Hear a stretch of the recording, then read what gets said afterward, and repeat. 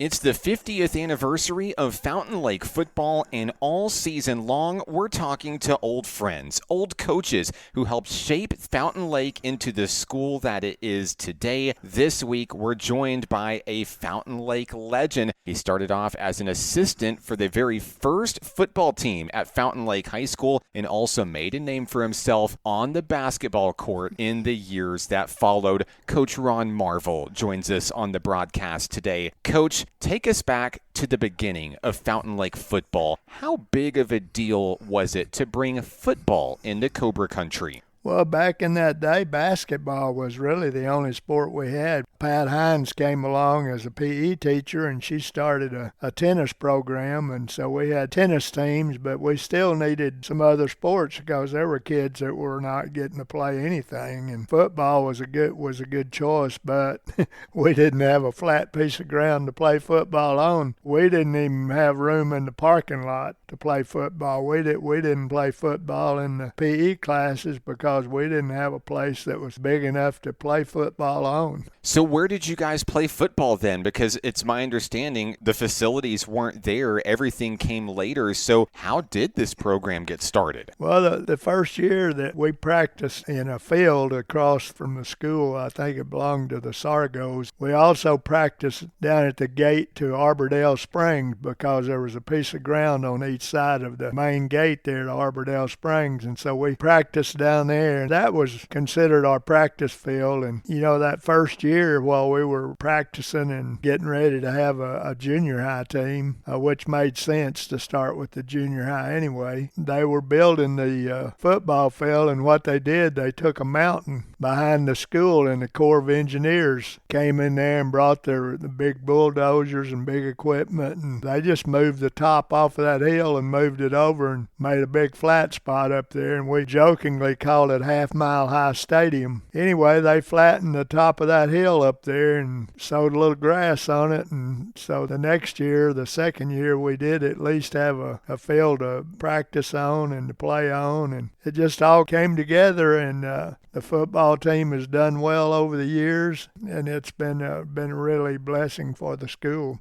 Tell me a little bit about the first team at Fountain Lake. Who was the head coach, and what were some of those memories that you remember from year one in 1975? Well, the first coach that the school hired was a boy named Tom Reynolds, and Tom was just out of college, and then he was a nice young man. He cared about the kids. He worked hard. He wanted to have a good football team, and he taught the kids a lot of things because they didn't even know the very basics of football. If you told them they needed to try to throw a spiral, they didn't know what a spiral was. They'd never been introduced to football in that sense. What were some of the schools that Fountain Lake competed against in football back then? We played Magnet Cove, Mountain Pine. Mountain Pine had a program at that time. Cutter Morning Star was starting to get a program along about that time. We tried to play people that we can be competitive with, and the first year we had a real program. We won some games, and I remember a kid that still lives there, Steve Ford, scoring the first actual touchdown on the senior high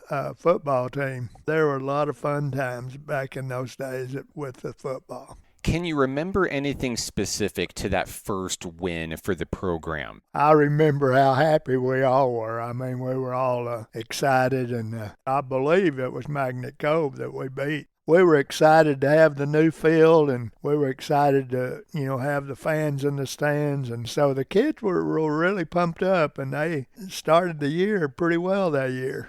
As we talk about the 50th anniversary of Fountain Lake football, what does that milestone mean for you as someone who really helped lay the foundation for what the team is today? I love Fountain Lake. That school gave me the career that I had because of the basketball program. I just think so much of that school and that community. It's not changed that much over the years. The only thing that's changed is there's not much room for any more buildings there. I don't know what they're going to do. They're going to have to cut some more of those tops off those mountains back there. I'm very proud of what they've done and what they're going to do in the future. The legendary Hall of Fame coach Ron Marvel, one of the first to do it for Fountain Lake football 50 years ago. Coach, thank you so much for taking time to talk with us this week. Well, I thank you. I thank you very much for coming over to let me talk, because I've been away from, this kind of thing for over 20 years now. I retired 21 years ago, and I wasn't expecting to still be around this place by now, but I'm still enjoying life and still love sports, and still hope that the kids love sports, and just I hope. And they do. They're just getting better and better. The athletes are so much better now than they were in the day when I coached.